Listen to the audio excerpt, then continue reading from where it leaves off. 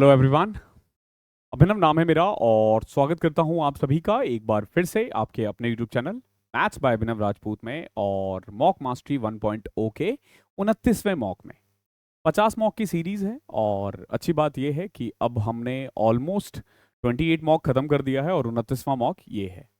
Bye the end of May first week आपका ये mock series close हो जाएगा और फिर हम देखेंगे कि क्या कर सकते हैं आप लोगों के लिए नया।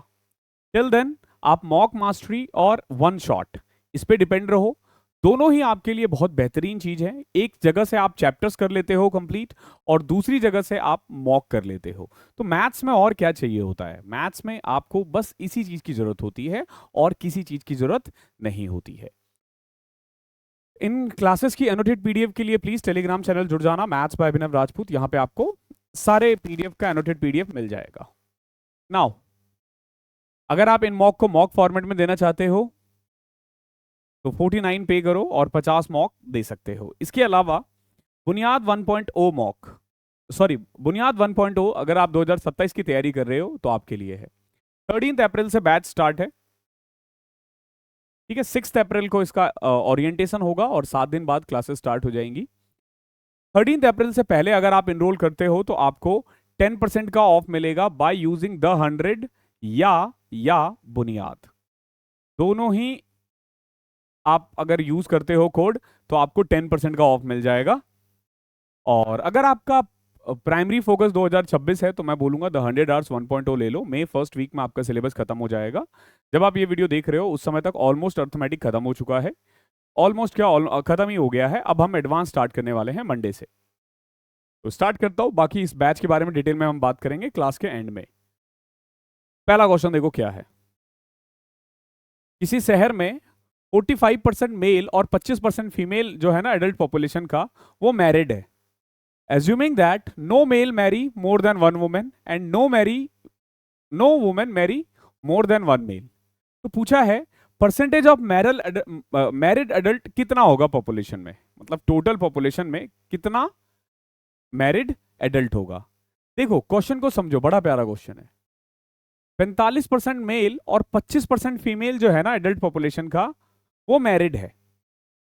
कोई भी मेल एक से ज्यादा वुमेन से शादी नहीं कर सकता। सेम ना ही एक औरत दो पति रख सकती है या एक से ज्यादा शादी कर सकती है, ना ही एक आदमी दो पत्नी रख सकता है।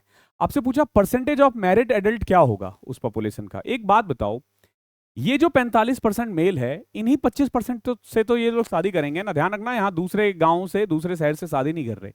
तो इन शॉर्ट में ये कह सकता हूं मेल की पॉपुलेशन का 45% जो है ना, वो फीमेल की पॉपुलेशन का 25% है। तो अब आप देखोगे मेल और फीमेल का रेशियो आ जाएगा कितना, 25:45। In short 5:9, 5:9। अगर 5 मेल है तो 9 फीमेल है। ये परसेंटेज ऑफ मेल और फीमेल है। तो एक काम करते हैं, थोड़ा कैलकुलेशन को इजी बनाने के लिए ना इस पे 2 जीरो लगा लेते हैं। अब हमारे पास टोटल पॉपुलेशन 1400 है,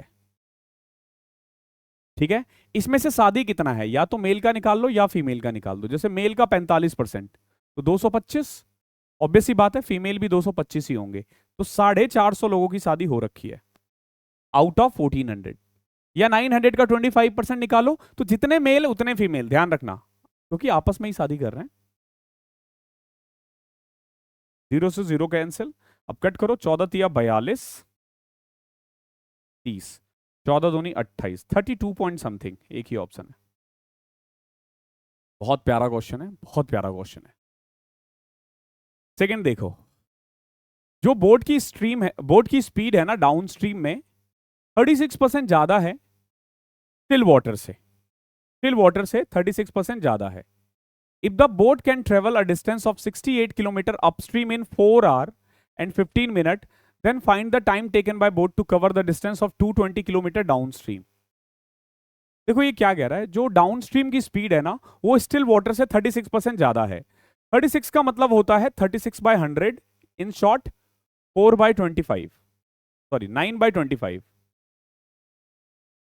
यानी कि अगर स्टिल वाटर में बोट की स्पीड 25 है ना, तो करंट की स्पीड कितनी आ जाएगी 9, और डाउन स्ट्रीम हो जाएगा 34।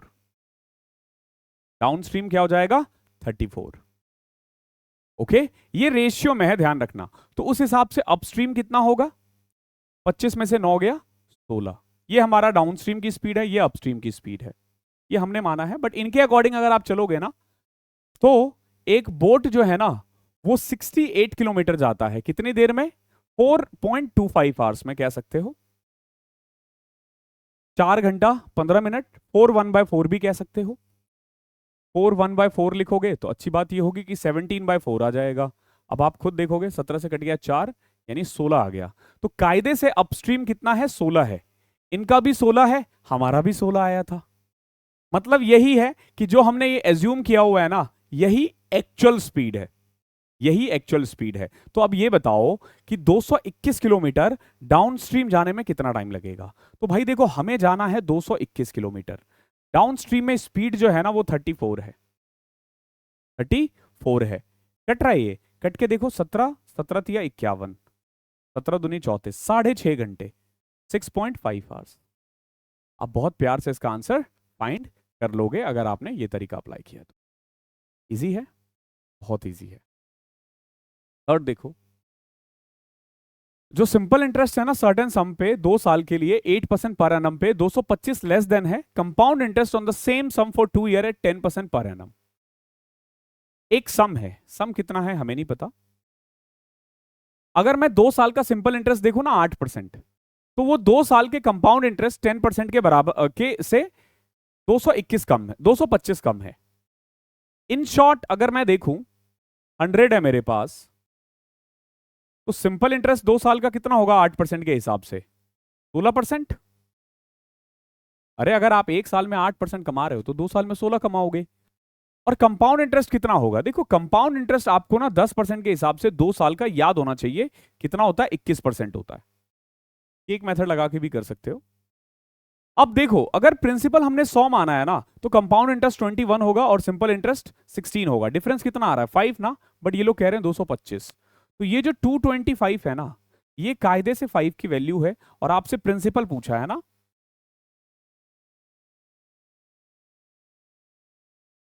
Forty five into 100, 4500। इजी है, इजी है, अच्छा है, बढ़िया क्वेश्चन है। क्वेश्चन नंबर 4 देखो, हमारे पास ना एक ट्रेडर है, उसने उसने ना सेलिंग प्राइस 700 रुपए तय किया है after adding 40% profit on it's cost price. ठीक है, एक ट्रेडर ने सेलिंग प्राइस 700 रुपए सेट किया है, 40% प्रॉफिट कॉस्ट प्राइस पर ऐड कर दिया है, but sale is less at this price, तो he decided to sell selling price at 10% profit. तो न्यू सेलिंग प्राइस क्या होगा। देखो सिंपल सी बात है, सेलिंग प्राइस जो मार्क है ना, वो कॉस्ट प्राइस से 40% ज्यादा मार्क है। कॉस्ट प्राइस हमेशा 100 होता है और 40% ज्यादा मार्क है, यानी ये जो 700 है ना, ये एक्चुअली में 140 की वैल्यू है, क्योंकि अगर 700 रुपए में बेचेगा तो 40% प्रॉफिट होगा। आपसे क्या पूछा है कि अगर 10% प्रॉफिट पर बेचे तो सेलिंग प्राइस क्या होगा। समझो, अगर आप 10% सेलिंग प्राइस चाहते हो ना, 10% प्रॉफिट चाहते हो ना, तो आपको 100 का सामान 110 में बेचना पड़ेगा। इन शॉर्ट हमें 110 की वैल्यू चाहिए। तो 0 से 0, 14 से कट करेगा 50, 50 गुना 11 550। बेहद आसान सवाल है, इसके लिए आपको ज्यादा दिमाग भी लगाने की जरूरत नहीं होगी। अगला देखो, the diameter of a metallic sphere is 6 centimetre. Okay, एक स्फेयर है जिसका डायमीटर कितना है 6 है। जैसे ये स्फेयर है, का डायमीटर कितना है 6 है। Diameter is equal to double of radius, ध्यान रखना। इसको पिघला करके ना एक वायर बनाया जा रहा है। वायर हमेशा ध्यान रखना सिलेंडर के शेप का होता है, ठीक है, और फिर उसकी जो लेंथ होती है ना, वो सिलेंडर की हाइट बन जाएगी। आप क्या कर रहे हो, इसको पिघला करके ना एक पतला सा वायर बना रहे हो, तो वायर ऐसा होगा, देखो, ठीक है, ऐसे ही तो होता ना, लंबा खींच दो। लेंथ दे रखा है, आपसे रेडियस पूछा है, तो इन शॉर्ट दोनों का जो वॉल्यूम है ना वो बराबर होना चाहिए। सो अगर मैं सिलेंडर की वॉल्यूम की बात करूं तो पाई आर स्क्वायर एच होता है, और अगर मैं स्फेयर की बात करूं तो 4/3 पाई आर क्यूब होता है। ये बेलन का है और ये बेलन का है, सॉरी ये बेलन का है और ये स्फेयर का है, यानी गोले का है। अब अगर आप इसमें देखोगे तो पाई से पाई कैंसिल, इसका आर हमें निकालना है, हाइट कितना है 36, 4/3 आर की क्यूब। आर कितना है भाई हमारा 6 सेंटीमीटर था। ओ ये सेंटीमीटर में है, ध्यान रखना। तो एक काम करते हैं, इसको ना आर स्क्वायर हाइट को 3600 सेंटीमीटर में लिख देते हैं। अब सेंटीमीटर में ही आएगा आंसर। आर की क्यूब यानी 3 का क्यूब 27। ओके, इन शॉर्ट देखो 3 से कटेगा 9, 9 4 जा 36, 100। So r square is equal to 1/10, 1/100 centimetre square. तो रेडियस कितना आ जाएगा 1/10 सेंटीमीटर। 1/10 सेंटीमीटर यानी कि 0.1 सेंटीमीटर। अच्छा सवाल है, बहुत अच्छा सवाल है, इजी था लेकिन। क्वेश्चन नंबर 6 देखो।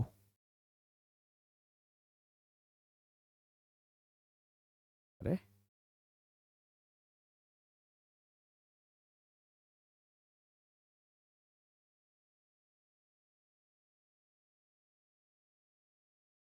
चलो, दो पाइप है हमारे पास, एक्स और वाई। हमारे पास दो पाइप है, एक है एक्स एक है वाई। एक टंकी को वो 21 और 24 घंटे में भर सकते हैं, 21 और 24 आवर्स में। The pipe are open simultaneously, यानी एक साथ चालू किया गया, and it is found that due to a leak in the bottom it takes 48 minutes more to fill the system. यानी जितना लगना चाहिए था ना, उससे 48 मिनट ज्यादा लगा है। ठीक है, तो अब ये बताओ कि जो एम्प्टी वाला है, यानी वो जो लीकेज है, वो अकेला कितनी देर में खाली कर सकता है। देखो, एक्स 21 घंटे में भर सकता है, वाई 24 में। एलसीएम लोगे, देखो दोनों में 3 कॉमन आ रहा है, फिर 7 और 8 बचेगा। 7 और 8 का एलसीएम 56, 56 गुना में 3 168। बेस्ट वे होता है एलसीएम निकालने का।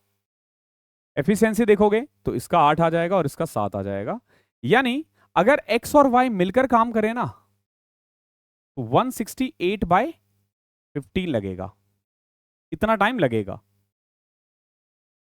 तो अगर ये दोनों मिलकर काम करें तो 3 से कट करोगे, 3 × 5 = 15, 3 × 6 = 18, 3 × 5 = 15। इतना टाइम लगना चाहिए था, बट हुआ क्या, एक लीक आ गया है। लीक का नाम हम जेड रख देते हैं। इससे हुआ क्या, इसे भरने में ना 48 मिनट ज्यादा लग गए, यानी 4/5 आर। 48 मिनट को आप 4/5 आर कहोगे, यानी टोटल लग गया 60/5, 12 घंटे। जो चीज केवल 11 1/5 में भर जाना चाहिए था, वो 12 घंटे में भरा गया है।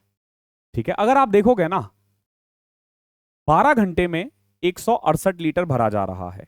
तो एक्स, वाई और जेड, जेड माइनस लिखा है क्यों, क्योंकि ये लीकेज है, तो इसकी एफिशिएंसी कितनी आ जाएगी 14। कितना 14। अब देखो ये 8 लीटर भर रहा है, ये 7, 8 7 15 में से 1 घटाओगे ना तो 14 आ जाएगा। यानी कि Z जो है ना, वो 1 लीटर पानी बाहर फेंकता है, तो 168 लीटर बाहर फेंकने में कितना टाइम लगेगा भाई बताओ।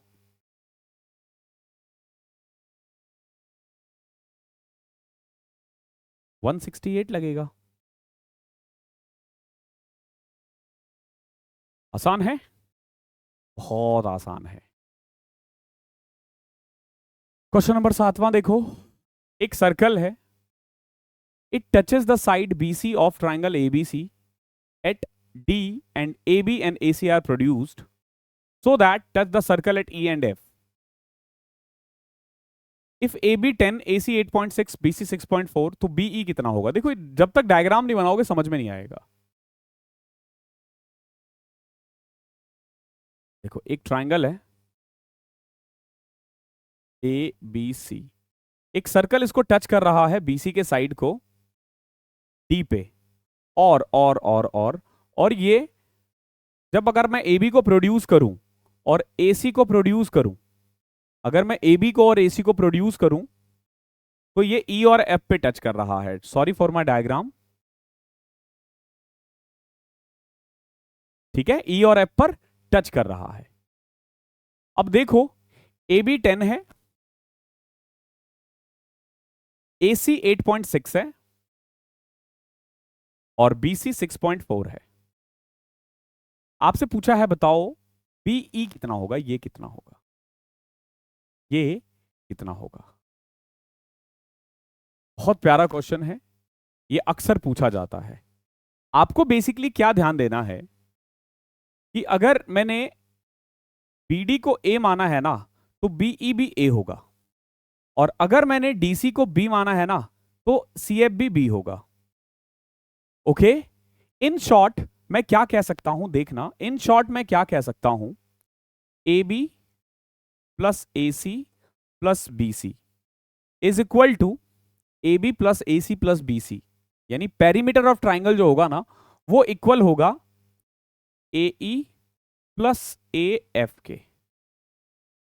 ए ई पूरा, हाँ सॉरी, ए ई और ए एफ के, तो ये बराबर होता है। इसके अलावा ना आपको ना एक चीज और ध्यान देना है, क्या, अगर आप इस सर्कल को देखो ना, तो ए ई और ए एफ जो है ना, ए ई और ए एफ जो है ना, वो भी एक टेंजेंट है, तो उस हिसाब से ए ई और ए एफ भी बराबर होगा, ए ई और ए एफ भी बराबर होगा। तो इन शॉर्ट आप देखोगे ए प्लस बी जो है ना वो 6.4 है, ए ई कितना है हमारा 10 प्लस ए, और ए एफ कितना है हमारा 8.6 प्लस बी। या इन शॉर्ट क्या मैं ये नहीं कह सकता कि जो जैसे ये पूरा पेरीमीटर कितना था 10 8 18 ये 24 25 ना, तो ये पूरा 12.5 होगा, ये भी पूरा 12.5 होगा, क्योंकि ए ई और ए एफ बराबर है। तो in short double of A E is equal to 25। तो ए ई कितना आ गया 12.5, 12.5 में अगर ये 10 है तो ये 2.5 होगा। बहुत शानदार सवाल है, हल्के में मत लेना। क्वेश्चन नंबर 8 देखो, ये 9 डिजिट नंबर दिख रहा है आपको, ये 72 के टेबल में आता है। पूछा है 4x प्लस वाई की वैल्यू कितनी होगी for the largest value of y। हमें ना y की मैक्सिमम वैल्यू लेनी है। देखो 8175 x 45 y 2, ये जो है ना ये 72 के टेबल में आता है। तो देखो 72 के अगर कोई टेबल में आ रहा है ना, तो वो 9 के टेबल में भी आएगा और 8 के टेबल में भी आएगा। 8 का रूल कहता है आखिरी का 3 digit should be divisible bye 8, और 9 का रूल क्या कहता है सम ऑफ ऑल, जैसे 8 1 9, 7 5 12, 4 16, 5 21, 2 23, 32 plus X plus Y, this should be divisible by 9। ठीक है, now X plus Y maximum क्या हो सकता है, 4 ऐड कर सकते हो, फिर 4 के बाद आप 13 भी रख सकते हो। ध्यान रखना एक्स प्लस वाई कभी भी 18 से ज्यादा नहीं हो सकता, तो या तो एक्स प्लस वाई 4 होगा, ठीक है, या 13 होगा, इन्हीं दोनों में से एक। अब y की वैल्यू आप यहां से निकालोगे। अगर ये देखो, अगर ये 8 के टेबल में आ रहा है, तो पहले एक काम करते हैं, हम ना 0 रख के देखते हैं। 8 6 48, क्या बचेगा 22। क्या आ रहा है ये 8 के टेबल में, नहीं आ रहा है, नहीं आ रहा है, ध्यान रखना। अगर मैं 1 रख दूं तो, अब देखो 48 फिर 3 और 2, अब आ रहा है ना। तो y की एक वैल्यू पॉसिबल कौन सी है 1, ध्यान रखना। 1 के बाद 5 और फिर 9। आप बोलोगे सर आपने ये डायरेक्ट कैसे कर दिया, तो देखो सिंपल सी बात है, अगर ये y यहां पे है मतलब 10th डिजिट पे है, तो आप 4 4 ऐड करोगे। अगर 1s पे होता तो हम 8 ऐड करते, और अगर ये 100 पे होता तो हम 2 2 ऐड करते। यानी कितनी पॉसिबल आ सकती है, तो जितना इधर जाएगा उतने पॉसिबिलिटीज, और जितना इधर उतना ही कम पॉसिबिलिटी। हमें क्या करना है, y की मैक्सिमम वैल्यू लेनी है। y की मैक्सिमम वैल्यू कितनी है 9, 9। अब देखो ये भूल जाओ, क्योंकि x प्लस वाई 4 है, ले ही नहीं सकते। y की वैल्यू अगर 9 पुट कर दूंगा ना तो x की वैल्यू 4 आ जाएगी। अब देख लो क्या पूछा है आपसे, 4x 16 y 9 का रूट। क्या जबरदस्त क्वेश्चन है। नेक्स्ट देखो, ए ने एक टेप रिकॉर्डर बी को बेचा 4860 रुपए में, 19% के नुकसान पे। अगेन बी ने सी को बेचा इतने में कि वो ए को 17% प्रॉफिट देता, तो पूछा बी ने कितना कमाया। ध्यान रखना, जब खेल सारे परसेंटेज में हो ना तो इस नंबर का कोई मतलब नहीं है। देखो, मान लो कि ए ने एक सामान खरीदा 100 में, तो इसने बी को कितने में बेचा है, 81 में। अरे तभी तो इसको 19% का लॉस हो रहा है ना। बी ने सी को बेचा इतने में कि ए को 17% प्रॉफिट हो जाता। ए को 17 प्रॉफिट का मतलब है 117 में बेचना, बट ये प्रॉफिट ए ने नहीं कमाया, ये बी ने कमाया है। तो बी ने टोटल कितना कमाया, देखो इन्वेस्ट किया था 81 और कमा गया 19 17 36। 9 से कट करोगे 4/9, 4/9 को 44 4/9 कहते हैं। बहुत शानदार सवाल है और शानदार तरीके से ही आंसर हमने ला दिया। क्वेश्चन नंबर 10वां देखिएगा, when ticket prices to a water park are increase in the ratio 11:12। देखो जो टिकट प्राइस है ना एक वाटर पार्क का, वो इंक्रीज हुआ है 11 से 12। ठीक है, तो जो डेली नंबर ऑफ विजिटर है ना पार्क का, वो घट गया 8 से 7। ये पूछा है कि बढ़ने से पहले अगर रेवेन्यू 1,76,000 था तो daily revenue after the increase कितना होगा, यानी नया रेवेन्यू कितना होगा। देखो सिंपल सी बात है, अपना इसको रेशियो में ही रखा करो। टिकट प्राइस 11 से 12 हो गया, नंबर ऑफ विजिटर 8 से 7 हो गया। इन शॉर्ट अगर आप पहले 88 रुपए कमा रहे थे ना तो अब 84 रुपए कमाओगे। सिंपलेस्ट फॉर्म में बताऊं, मैं 4 से कट करूंगा तो अगर मैं 22 रुपए कमा रहा था ना तो अब मैं 21 रुपए कमाऊंगा। ठीक है, यानी कि आपकी कमाई घट गई है। पहले 176 था, ये नहीं हो सकता, ये नहीं हो सकता। अब कितना कम हुआ है भाई, 1/22 कम हुआ है। इतना कम क्यों कर रहे हो 176 से 112। ठीक है, आई होप क्लियर होगा। पहले 176 था, 22 को 8 से करोगे, 21 को 8 से करोगे तो 168 आएगा। क्वेश्चन नंबर 11वां देखो, let x be the least number which when subtracted from 10424 gives a perfect square number. What is the least number by which x should be multiplied to get a perfect square? देखो आपसे क्या बोला गया है कि 10,424 में से ना एक लीस्ट नंबर है, अगर मैं उसको घटाऊं ना तो वो एक परफेक्ट स्क्वायर बन जाता है। तो what is the least number which x should be multiply, तो उस एक्स में ऐसा मैं क्या मल्टीप्लाई करूं कि वो परफेक्ट स्क्वायर बन जाए।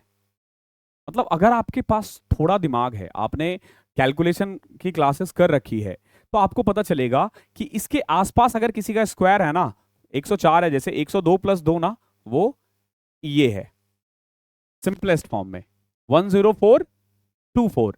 तो कुल मिला के अगर मैं इसमें से 20 घटा देता ना तो ये परफेक्ट स्क्वायर बन जाता। तो ये जो एक्स की बात कर रहा है ना वो क्या है, 20 है। 20 को किससे मल्टीप्लाई करूं कि वो परफेक्ट स्क्वायर बन जाए, भाई 20 को ना मिनिमम अगर आप किसी से मल्टीप्लाई कर सकते हो ना वो 5 है, जिससे वो परफेक्ट स्क्वायर बन जाए। अब आप बोलोगे सर ये तो आपको पता था, अगर हमें नहीं पता होता तो हम क्या करते। भाई एक चीज ध्यान रखना, बहुत बच्चे क्या करते हैं ना, पीछे की क्लासेस को ना देखते ही नहीं है, मतलब पीछे एज इन 9 10th के कंसेप्ट को भूल चुका होता है। ये 9th क्लास का क्वेश्चन है, 8th 9th में ना हम पढ़ते थे। देखो कैसे, अगर आप परफेक्ट स्क्वायर निकालना सीखो ना, ये है 10,424 2 2 1। देखो 1 को 1 से किया 1, यहां बचा 0, फिर 04, अब यहां बचा 2। ठीक है, अब सिंपल सी बात है, इससे तो काम चलेगा नहीं ना, या चले नहीं चलेगा, तो आपने 0 लगा दिया। अब जैसे 0 लगाए तो यहां 24 आएगा। ठीक है, अब यहां पे भी 0 आ गया। अब बताओ यहां क्या रखूं, मैं 2 रखूंगा ना, 202 गुना 2 404 होता है, तो रिमाइंडर क्या बच रहा है 20 ना, ये 20 घटा देते ना इसमें, तो x की वैल्यू 20 आ गई। अब 20 को किससे मल्टीप्लाई करूं कि वो परफेक्ट स्क्वायर बने, 5। ये मैंने कैलकुलेशन की क्लासेस में करवाई है। क्वेश्चन नंबर 12वां देखो, जो एरिया है ना आइसोसेलेस ट्रेपेजियम का वो 176 सेंटीमीटर है और हाइट जो है वो 2/11 है, sum of the 2/11 of the sum of its parallel sides. If the ratio of the length of two parallel sides is 4:7, then the diagonal पूछा कितना होगा। देखो एक आइसोसेलेस ट्रेपेजियम है, आइसोसेलेस ट्रेपेजियम होता है जिसके ना दो साइड्स जो होते हैं ना नॉन पैरेलल वाले, ये बराबर होते हैं। हाइट जो है ना सम ऑफ पैरेलल साइड्स का 2/11 है और रेशियो ऑफ पैरेलल साइड्स 4:7 है। जैसे मान लो अगर ये 4p है तो ये 7p है, ये 4p है तो ये 7p है। पहले हम साइड निकालते हैं, बाद में हम डायगोनल के बारे में सोचेंगे कि डायगोनल कैसे निकालना है। देखो एरिया का फॉर्मूला क्या होता है, half of sum of parallel sides into height. Perimeter sorry area दे रखा है 176, हाफ ऑफ सम की बात करोगे ना 11p आ जाएगा, और हाइट जो है ना वो 2/11 है सम ऑफ पैरेलल साइड्स के, यानी 11/p क्या 2/11 यानी 2p।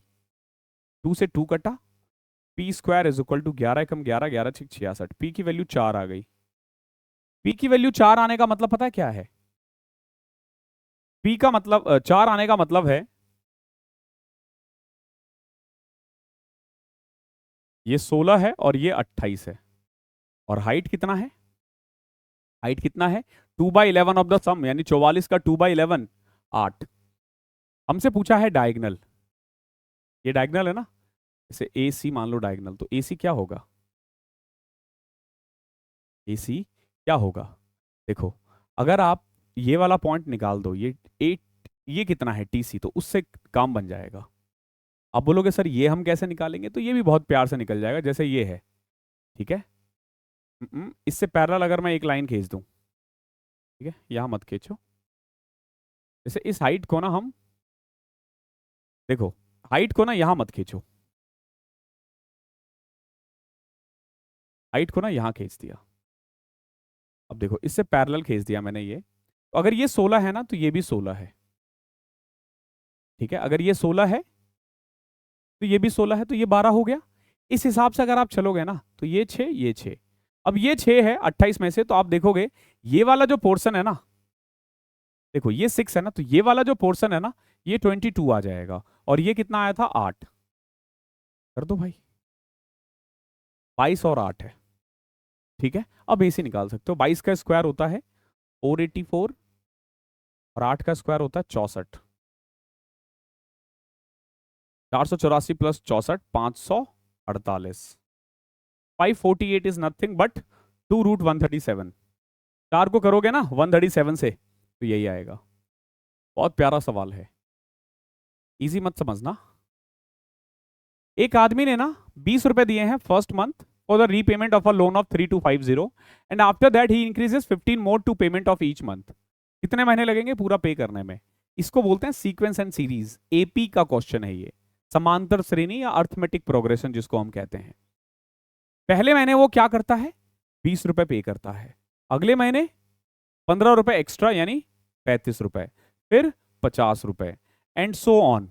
कब तक, जब तक वो सारा पैसा ना लौटा दे, सारा पैसा बोले तो 3250। अब इसमें ना एपी में ध्यान रखना, इसको बोलते हैं एसएन। एसएन का फॉर्मूला होता है n/2 2a प्लस n-1d, ठीक है। अब ए है हमारा कितना 20, डी है हमारा 15 और एन हमें निकालना है। देखो एसएन यानी 3250 is equal to 20 sorry n/2 2a यानी 40 प्लस में n-1, डी कितना है 15। तो in short 6500 is equal to n 40 15n plus 25, ठीक है ना। 40n देखो 15n-15 हो तो 15 घटा दिया 25। अब इन सब में 5 कॉमन आ रहा है, 5 अगर डिवाइड करोगे ना तो ये 1300 आ जाएगा, n 3n plus 5। Value put करके देख लो, वैल्यू पुट करके भी देख सकते हो। बाकी देखो क्वाड्रेटिक इक्वेशन तो बना ही सकते हो, 3n² प्लस में 5n minus 1300 is equal to 0। करो फैक्टर 3900 का। बाकी आप वैल्यू रख के भी कर सकते हो। देखो यहाँ पे ना 0 है तो क्या रखूं मैं? अगर मैं 6 रख दूंगा ना, देखो अगर मैं यहाँ पे 26 रख दूं तो देखो 6 तिया 18, 8 5 13, 13 गुना 6 8, ये नहीं होगा तो 26 नहीं हो सकता। क्या 23 हो सकता है? देखो 23 अगर मैं रखता हूं 69 5, ये भी नहीं हो सकता। अब बचा 25 और 20, तो एक बार 20 रख दिया, 20 रखने पे 65 गुना 20 1300 होता है, होता है, खत्म। बाकी आप फैक्टर भी करोगे ना तो भी हो जाएगा। Average of all even number between 222 and 250। देखो मैं बताता हूं, कभी भी ना इस टाइप का क्वेश्चन आ जाए जैसे 222 और 250, इनके बीच में जितने भी इवन हो जाए या ऑड हो जाए, उनका अगर आपसे बोल दिया जाए कि एवरेज बताओ, तो आपको कुछ नहीं करना होता है, पहले और आखिरी को ऐड करो और 2 से डिवाइड कर दो। लिखने की जरूरत नहीं है, 222 24 26 28 फर्क ही नहीं पड़ता, आप खुद देख लो ना। 2 और 4 का एवरेज, 4 2 6 बटा 2 3, 2 4 और 6 का एवरेज, इन दोनों को ऐड करो, 6 2 8 बटे में 3, 8/3 आएगा, सॉरी 8/2 4 आ जाएगा। ओके, अब ऐड करके भी देख लो, 6 4 10 तो 12 बटे में 3 भी 4 ही होता है। तो ये चीजें आपको आनी चाहिए, एवरेज के कंसेप्ट में मैंने ये सिखाया था। क्वेश्चन नंबर 15 देखो, एबीसी एक ट्राइंगल है, डी एक पॉइंट है बीसी पे, बीसी दे रखा है, बीडी भी दे रखा है, एडीसी और बीएसी एंगल बराबर है, पूछा लेंथ ऑफ एसी कितना होगा। देखो ए है, बी है और सी है, बीसी 12 है, D is a point on BC. Okay, पूरा बीसी 12 है, बीडी जो है ना वो 9 है, ये 9 और ये 3। A D C is equal to B A C, इसके बराबर है। ठीक है, देखो दो एंगल बराबर दे रखा है अगर आप गौर से देखोगे तो, और दोनों ही ट्राइंगल में ना एक एंगल कॉमन है। देखो यहां ना दो ट्राइंगल बन रहा है, एक बड़ा और एक छोटा। ठीक है, बड़ा वाला यानी पूरा बड़ा, और छोटा मतलब या तो ये ले लो या ये ले लो, दोनों में से कोई भी ले सकते हो, काम बन जाएगा आपका। ठीक है, और अब इसको सिमिलर प्रूव करो। सिमिलैरिटीज कैसे लगेगा? देखो पहले ना दो ट्राइंगल लिख लो कौन कौन से आप ले रहे हो। तो एक तो बड़ा वाला लेना है, लेना ही लेना है, या तो ये वाला पकड़ो या ये वाला पकड़ो, दोनों में से कोई भी लेके काम बन जाएगा आपका। ठीक है, कोई भी ले सकते हो। मैंने एडीसी ले लिया, मान लो एडीसी। अब आपको बस ये देखना है कि किन कौन से दो एंगल बराबर है। नहीं वैसे ये वाला एंगल बराबर है ना, तो इधर वाला लेना पड़ेगा, एडीसी नहीं ले सकते, एडीबी लेना पड़ेगा। ठीक है, अभी देखो बड़े वाले ट्राइंगल का एंगल ए और छोटे वाले ट्राइंगल का एंगल डी बराबर है। ये क्या है? ये गिवन है, ये हमने नहीं बोला, ये गिवन है। ठीक है, इसके अलावा देखो बड़े वाले में भी बी है, छोटे वाले में भी बी है, तो दोनों में अगर आप देखोगे ना तो दोनों का जो बी है ना वो बराबर है। अब बोलोगे सर ऐसा क्यों? ये कॉमन है दोनों में, या तो गिवन होता है या कॉमन आता है, बस। अब देखो ए बी डी बी, अब आपने क्या करना है देखना, जैसे यहां आपने ए लिख दिया, यहां आपने बी लिख दिया, ए बी के बाद क्या है? सी ना, तो triangle A B C is similar to triangle D, फिर आपने बी लिखा था और जो भी बच गया, आप इसको अगर आपने आगे पीछे कर दिया ना तो सारा खेल खत्म, आगे पीछे नहीं कर सकते, ध्यान रखना। तो इसीलिए पहले ए लिखा है फिर बी लिखा है, तो गौर से ए बी जो छूट गया उसको एंड में, डी बी जो छूट गया एंड में। ओके, नाउ अब क्योंकि ये सिमिलर है ना, तो ए बी अपॉन में D B is equal to B C upon में B A is equal to A C upon में ए डी बराबर होगा।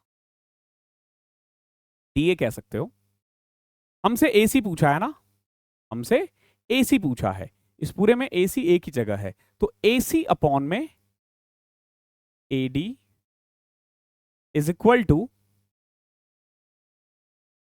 हाँ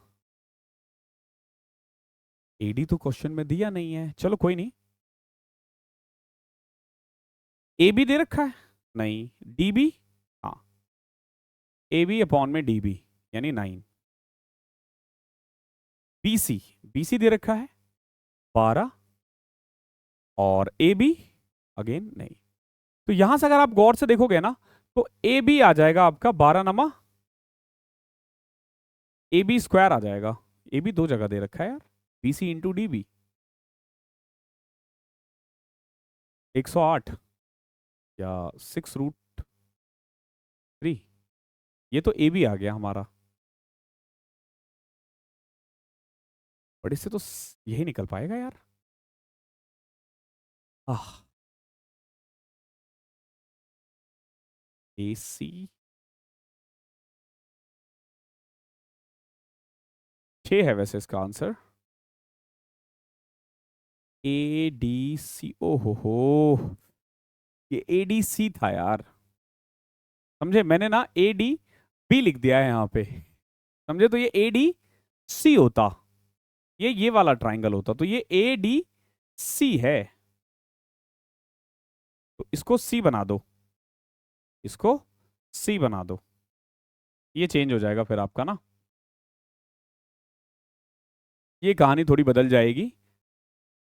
ठीक है, वैसे मैं आपको बता दूं, जब आप सेम बनाओगे ना, तो जो ए सी स्क्वायर होता है ना, होगा ना, वो C D into C B के बराबर होगा। तो ए सी आ जाएगा आपका सी डी 3, 3 × 12 36, 36 का रूट 6 होता है। ठीक है, बाकी मैं कर देता हूं, डोंट वरी। एंगल ए और एंगल गिवन क्या है, एंगल ए किसके बराबर है, एंगल डी के, ठीक है। उसके अलावा यहां कॉमन आएगा एंगल सी और एंगल सी, ठीक है। तो in short A C B is similar to D C A, ठीक है। अब आप देखो, ए सी अपॉन में D C is equal to C B upon में C A is equal to A B upon में ए डी। क्लियर। अब यहां देखो, A C square is equal to C B into D C, यही तो लिखा था मैंने। ओके, अच्छा सवाल है ये। 16 देखो, what is the simplified value, हमें इसका सिंप्लीफाइड वैल्यू लेना है। देखो 1 माइनस एक्स दे रखा, 1 प्लस एक्स दे रखा है, तो पहले स्टेप में ये हो जाएगा 1 minus x square.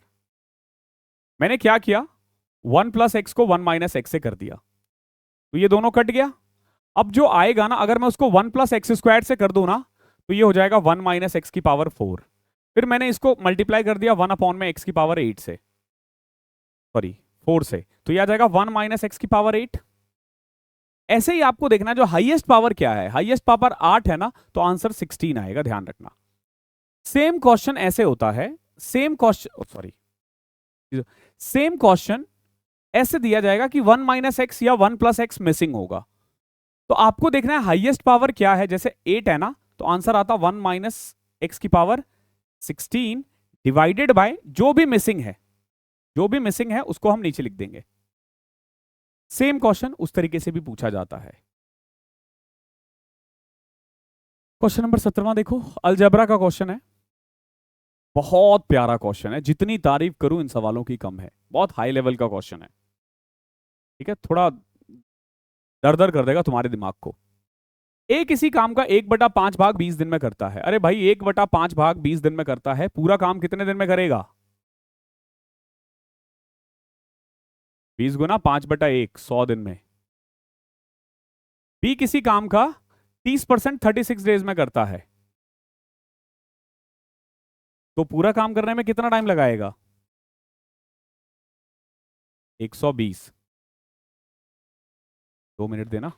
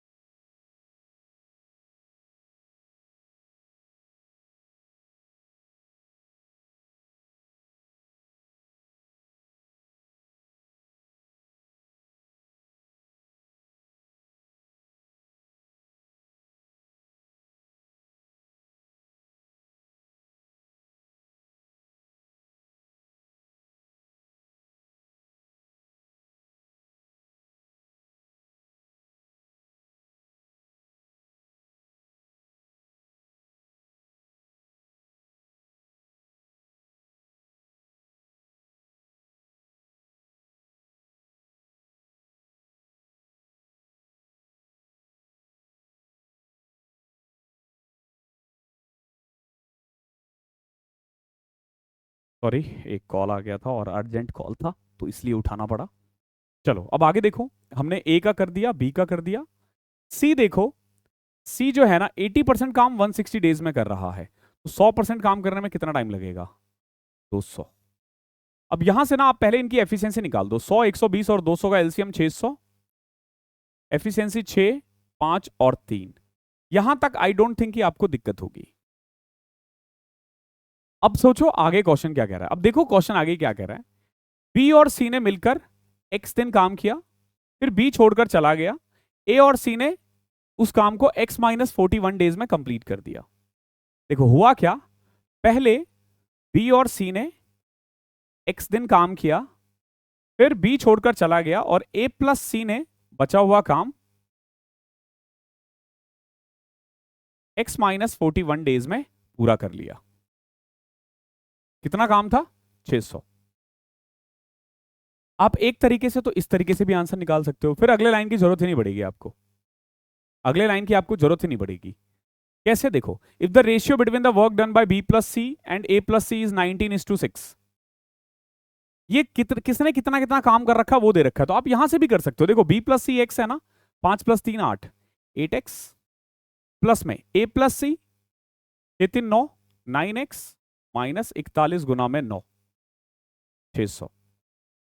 17x is equal to 360, 960, 969। x की वैल्यू आ जाएगी 17 × 85, 17 7 119। x की वैल्यू 57 आ गई। ठीक है, अब आपसे पूछा सी alone in 2x days, C 2x दिन में कितना काम कर पाएगा, यानी 114 दिन में सी कितना काम कर पाएगा। सी एक दिन में कितना काम करता है? 3 ना, 57/100 काम करता है, इतना काम करता है। ठीक है, अब अगले लाइन से भी आप कर सकते थे। कैसे देखो, काटता नहीं हो, एक बच्चे ने बोला था काटा मत करो सर। अब देखो 600 काम था ना, तो इसको ए और सी ने, नहीं, बी और सी ने और ए और सी ने 19:6 रेशियो में काम किया है।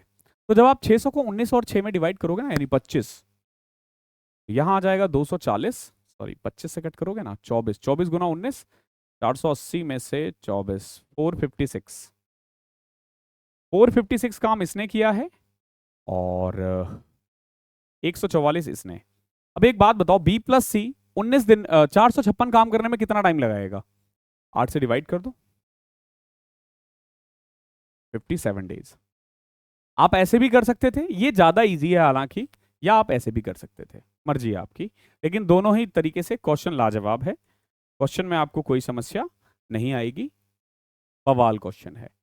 क्वेश्चन नंबर 18वां देखो क्या है। एक बर्तन है जिसमें कुछ सॉल्यूशन ऑफ एसिड और वाटर है। वाटर 64% है, वाटर 64% है। 4 लीटर सॉल्यूशन निकाला गया और उतना ही पानी डाल दिया गया, ये कल भी किया था हमने, और रिजल्टिंग सॉल्यूशन में ना 30% एसिड है।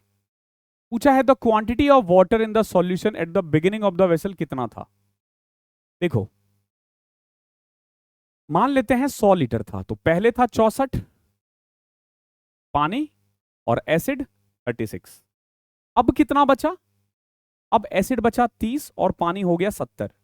तो आपको देखना होता है कि क्या कम हो रहा है। एसिड कम हो रहा है कितना? 6। किससे? 36 से। मतलब यह हुआ कि 1/6 पार्ट निकाला जा रहा था। कितना निकाला जा रहा था? 1/6, जो कि 4 लीटर है। 4 1/6 है, तो पूरा क्वांटिटी कितना होगा? 24 लीटर। मिक्सचर एलिगेशन में समझा रखा है ये 24 लीटर। अब 24 लीटर अगर है तो इसमें पानी कितना होगा? पानी ही पूछा है ना, 64% निकाल दो इसका। 24 से 1444, कम से कम 15 आएगा, कर लेना। अच्छा क्वेश्चन था। पी और क्यू ने एक बिजनेस में इन्वेस्ट किया है 5:13 में। क्यू ने 6 महीने बाद निकाल दिया। अगर इनका प्रॉफिट रेशियो 25 और 26 है, तो पी ने पूछा है कितने महीने के लिए लगाया है। देखो भाई, पी और क्यू, कैपिटल की बात करें तो इसने 5 रुपए लगाए, इसने 13 रुपए लगाए। टाइम के लिए बात करें तो क्यू ने लगाए हैं 6 महीने के लिए और इसने मान लो के महीने के लिए, तो प्रॉफिट होना चाहिए था 5 के रेशियो 13:6, बट है कितना 25:26, है कितना 25:26। अब खुद देख लो, 13 से कट किया 2, 5 से कट किया 5, 2 से ये कट जाएगा 3, एक ही वैल्यू आ जाएगी 5 3 15। 15 महीने के लिए लगाया था किसने, बी ने। ये भी अच्छा क्वेश्चन है। लास्ट क्वेश्चन ट्रिग्नोमेट्री से हम ओवर करेंगे। मैंने पहले ही बोला है, अब जितने भी मॉक्स आएंगे वो अच्छे लेवल के होंगे, तो प्लीज बी रेडी। ठीक है, कमेंट में ये लिखकर कोई फायदा नहीं कि सर हाई लेवल है, हाई लेवल है, आपको करना पड़ेगा। पहले मैंने 25 करवाए हैं। ठीक है, चलो find the value of this. इनमें से कौन सी इसकी वैल्यू होगी, sine theta by 2, cos theta by 2, sine theta cos theta. Value put कर सकते हो, बट 45 मत पुट करना, या 90 या 0 मत पुट करना। 30 या 60 पुट करोगे आ जाएगा आंसर। या तो 30 पुट करो या 60 पुट करो। 45 पुट करोगे ना तो ये दोनों ऑप्शन सेम है, ये दोनों ऑप्शन सेम है। ठीक है, 0 और 90 में ना दिक्कत ये आ जाएगी 10 और कॉट में, क्या वैल्यू पुट करोगे, कहां 0 आएगा कहां इन्फिनिटी आएगा। तो बेस्ट वे क्या है, आप 30 पुट कर दो या 60 पुट कर दो, कोई एक। अगर आप 30 पुट करते हो तो cos 30 ध्यान रखना √3/2 होता है, sin 30 1/2 होता है, तो ये 1/4 आ जाएगा, ये हमारा √3/4 आ जाएगा, और ये 1/2 आ जाएगा। तो अब आप इसको सॉल्व करो और देखो कि इन चारों में से क्या आ रहा है। 1 माइनस साइन 30, यानी हमने साइन 30 पुट किया है 45, तो 1 माइनस 1/2। फिर है सेक 30, सेक 30 होता है 2/√3, प्लस टेन 30 1/√3 होता है, टेन 30 अगेन 1/√3 होता है। अपॉन में हमने कुछ नहीं किया, वैल्यू पुट किया बस। Tan theta plus sec theta plus 1, tan theta यानी 1/√3, प्लस सेक थीटा यानी 2/√3 प्लस 1, सेम कॉट √3 होता है, कॉसेक 2 होता है प्लस 1। अब यहां देखो ऊपर 1 माइनस 1/2 1/2 होगा, 2 प्लस 1 3/√3 √3 होगा, इनटू में 1/√3 होगा। नीचे देखें तो 3/√3 देखो √3 प्लस 1, और यहां आ रहा है √3 माइनस 1। ठीक है, नाउ √3 से √3 कैंसिल, और ऊपर आ गया 1/2 और नीचे आ जाएगा 3 माइनस 1 2, यानी 1/4 इज योर आंसर। अगेन बहुत सुंदर सवाल है, और मैंने बहुत सुंदर तरीके से ही करवाया है आपको, और अगर आपने इतना कर लिया है तो आपको दिक्कत नहीं आनी चाहिए। और मॉक 29 में इतना ही था। अब मैं एक बार जाने से पहले अपने बैच के बारे में बता देता हूँ। और बहुत बच्चे बोलते हैं सर कि आप हर क्लास में बोलते हो, देखो भाई मैं पेड प्रमोशन नहीं करवा सकता, तो हमारे पास कोई ऑप्शन नहीं। तुम आपको क्या लगता है हमारे पास ऑप्शंस नहीं आते होंगे? आते हैं, बहुत सारे आते हैं कि सर प्रमोशन कर देते हैं, ये कर देते हैं वो, भाई लेकिन हमें नहीं चाहिए। हमको चाहिए जो भी हो नेचुरल हो, थोड़ा टाइम लगेगा, नहीं भी होगा तो कोई दिक्कत नहीं है, लेकिन जो है वो यही है। मैं ऐसे ही काम करूंगा, ये करने का तरीका मेरा ही है। एक बार मुझे सच में लगा था, मैं एक बार पहले भी गलती कर चुका हूँ जाके, कि शायद वो लोग अच्छा काम करेंगे, बट नहीं हुआ, तो मैं वापस आ गया, क्योंकि मुझे ऐसे ही पढ़ाना है, मुझे फ्री कंटेंट देना है। मैं अपने बैचेस से इतना ही निकालना चाहता हूँ, लिमिटेड बच्चे रखकर, कि मेरा ना यूट्यूब अच्छे से चलते रहे, और जिनको भी मैं सर्विस देना चाहूँ वो मैं दे पाऊँ। ठीक है, तो हर क्लास के स्टार्टिंग में और एंड में आपको ये देखने को मिलेगा। इसके अलावा आपको हमारे चैनल पे कोई एड्स नहीं दिखते। ठीक है, द 100 आवर्स 1.0 कोर्स 2026 के लिए है, 3 लेवल के क्वेश्चंस उसमें हैं। 2027 में हमने क्या क्या इनहेंस किया है, एक तो 3 लेवल से 4 लेवल क्वेश्चंस हुए हैं, और इसमें ना 2 चीज और ऐड हुआ है, एक की टॉप 100 क्वेश्चन क्लास के चैप्टर के एंड में, और लेवल में ना हमने रेलवे के क्वेश्चंस ऐड किए हैं। रेलवे का पूरा एक मॉक, यानी 30 क्वेश्चन एंड में ना आपको अलग से एक मॉक करवाया जाएगा इसमें, मतलब सेपरेटली, जो सिर्फ रेलवे के बेस्ट क्वेश्चंस होंगे, और ये टॉप 100 क्वेश्चंस एसएससी के बेस्ट होंगे। हालांकि इसमें रेलवे नहीं, एसएससी के बेस्ट है ये, तो ये हमने ऐड किया है। इसके अलावा नंबर ऑफ क्लासेस इसमें काफी ऐड हुआ है। ये 100 घंटे का बैच है, ये करीब 200 घंटे का बैच है। ठीक है, 1500 रुपए में आपको 2 साल 1 साल का लग जाएगा। अभी आप कोड लगाओगे 10% ऑफ मिल जाएगा, डिस्क्रिप्शन में देख लेना। और 2000 रुपए में 36 महीने के लिए। मेरी तरफ से मैं रिकमेंड करूंगा कि एक बार आप 3 साल के लिए ले लो, हालांकि 1.5-2 साल का ही काम होता है। मुझे बोल रहे थे, मेरी टीम ने बोला कि 24 कर दो इसको, तो मैंने बोला नहीं 36 रहने देते हैं। ऐसा इसलिए क्योंकि इसमें ना मेंस का भी बैच इंक्लूड होगा भविष्य में, तो अगर मान लो कोई बच्चा 27 में रह गया तो 28 देगा ना, तो 28 तक वो आराम से दे सकता है इसको। मेंस का बैच भी उसमें इंक्लूड होगा, तो आपको दोबारा कुछ खरीदने की जरूरत नहीं है। हर चैप्टर का आपको प्रिंटेबल पीडीएफ मिलेगा, एग्जाम हॉल अप्रोच बताए जाते हैं, चैप्टर वाइज क्वेश्चंस करवाया जाता है, देन मॉक टेस्ट होते हैं हर एक चैप्टर का। टोटल इस पूरे बैच में ना आपको 7500 के करीब क्वेश्चंस करवाए जाएंगे, 7500 क्वेश्चंस, अपने आप में रिकॉर्ड है। और ये सब 200 से 250 घंटे के बीच में होगा। 50 मैंने इसलिए ऐड किया क्योंकि मुझे बहुत सारी एक्स्ट्रा क्लासेस भी लेनी पड़ती है यहाँ पे। तो thank you so much. Description में लिंक है, जाओ एनरोल करो और तैयारी स्टार्ट करो। Thank you so much. कल मुलाकात होगी दोबारा आपसे।